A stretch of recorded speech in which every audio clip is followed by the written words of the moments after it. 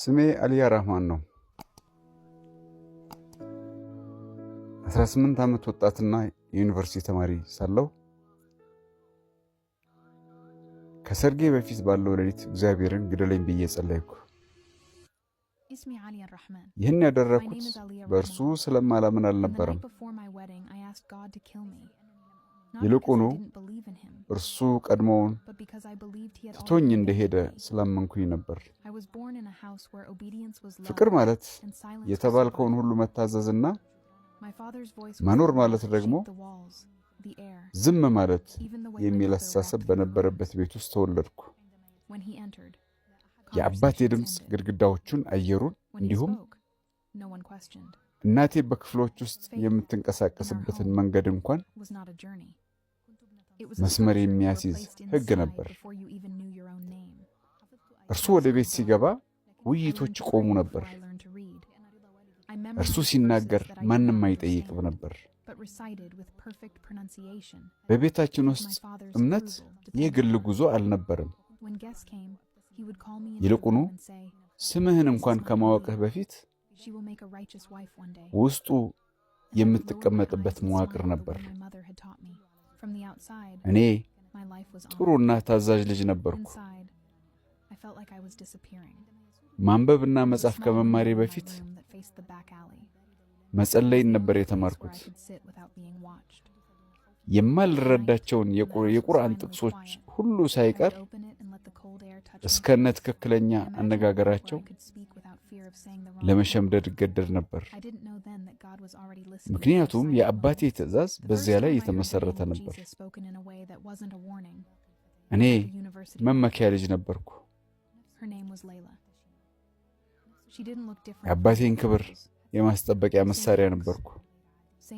እንግዶች ሲመጡ አባቴ ወደ ክፍሉ ይጠራኝና ይህች አሊያዬ ናት፣ ልጄ ናት፣ አንድ ቀን ጻድቅ ሚስት ትሆናለች እያለ ያስተዋውቀኝ ነበር። እኔም አይኖቼን ወደታች አቀርቅሬ እየተቅለሰለስኩኝ እናቴ እንዳስተማረችኝ ፈገግል ነበር። ከውጭ ሲታይ ሕይወቴ የተከበረ ይመስል ነበር። በውስጤ ግን ቀስ በቀስ እየጠፋው እንዳለው ይሰማኝ ነበር። በክፍሌ ውስጥ ከቤታችን በጀርባ ያለውን መንገድ የሚያመለክት ትንሽ መስኮት ነበር። በሬን ዘግቼ ማንም ሳያየኝ የምቀመጥበት ብቸኛ ቦታዬ ነበር። ሌሊት ቤቱ ጸጥ ሲል ሁሉም ሲተኛ በቀዝቃዛው ንፋስ ፊቴን የማስመታበትና ማንም ሳያስፈራኝ ብቻዬን የፈለኩትን የምናገርበት ስፍራ ነበር። በዚያን ጊዜ እግዚአብሔር እነዚያን ዝምተኛ ጊዜያት አስቀድሞ እያዳመጠ እንደነበር አላወቅኩም ነበር። የኢየሱስን ስም እንደ ማስጠንቀቂያ ሳይሆን በሌላ ነገር ሲነገር ለመጀመሪያ ጊዜ የሰማሁት በዩኒቨርሲቲው ቤተ መጻሕፍት ውስጥ ነበር። ስሟ ላይላ ይባል ነበር። አብረኝ የምትማር ከሌሎች ልጃገረዶች የተለየች አትመስልም ነበር።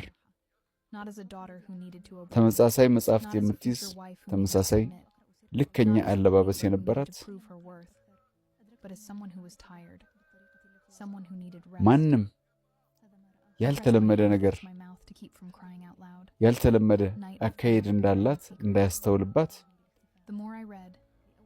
በጥንቃቄ የመናገር ልማድ የነበራት ወጣት ናት። በዓይኖቿ ውስጥ ግን አንድ ነገር ነበር። እርሱም ሁላችንም ከምንኖርበት ጫና ጋር የማይገጥም ሰላም ይታይባት ነበር። ምንም ነገር ለእኔ ከመናገሩ በፊት ለብዙ ሳምንታት አብረን አጠናን።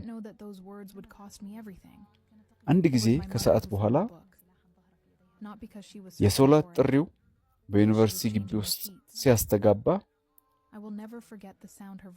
አብዛኛዎቹ ተማሪዎችም ለመሄድ ሲነሱ እርሷ ተቀምጣ ቀረች። ግራ ተጋብቼ እያየኋት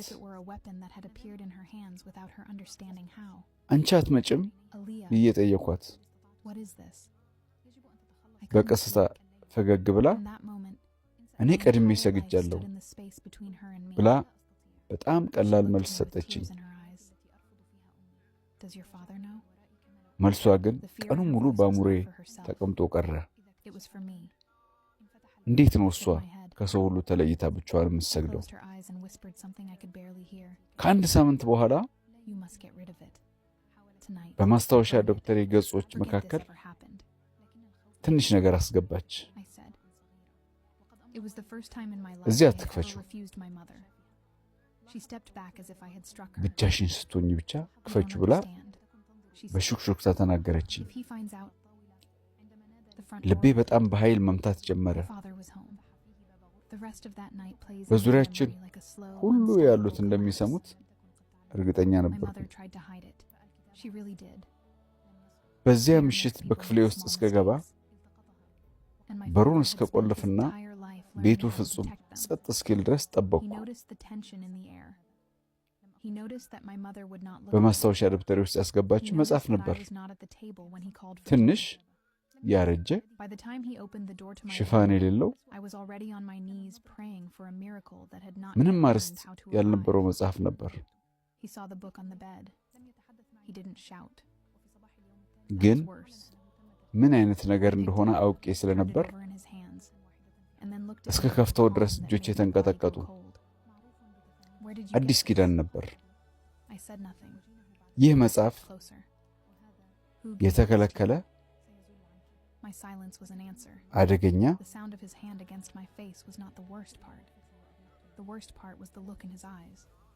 ብልሹ እንደሆነ ዘመኔን ሁሉ ሲነገረኝ ይኖራል።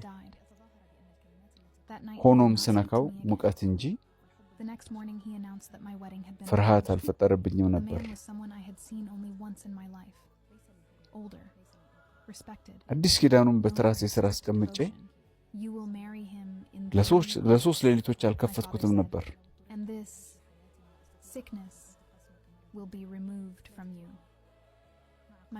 ኮርኒስ እየቆጠርኩኝ አልጋዬ ላይ ተጋድሜ ነበር የማመሸው። ያ መጽሐፍ ቅዱስ ወደ ክፍሌ እንደገባ በአራተኛው ሌሊት መቋቋም አልቻልኩም። መብራት አጥፍቼና በበሩ በኩል ምንም ብርሃን እንደማይታይ አድርጌ በስልኬ ትንሽ መብራት ከብርድ ልብስ በታች ተሸፍኜ ከፈትኩት።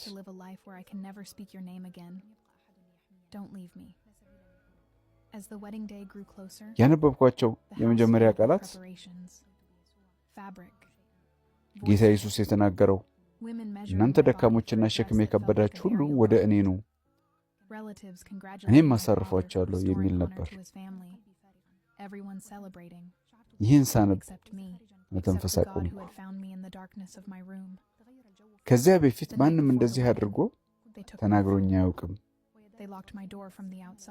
ይህ መጽሐፍ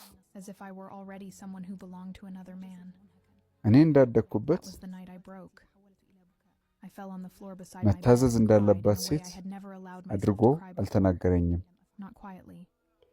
ወደፊትም ለባሏ መገዛት እንዳለባት ሚስት አድርጎ አልተናገረኝም። ወጋዋን ለማረጋገጥ እንደምትገደድ አማኝ አድርጎም አልተናገረኝም። ነገር ግን እንደደከመች እረፍት እንደሚያስፈልጋት ሰው አድርጎ ተናገረኝ። ውስጤ ተነካ። የሚያውቅልኝ የሚረዳኝ አገኘው አልኩ። ጮክ ብዬ እንዳላለቅስ እጄን ባፌ ላይ ጫንኩ። hands covering my head as if I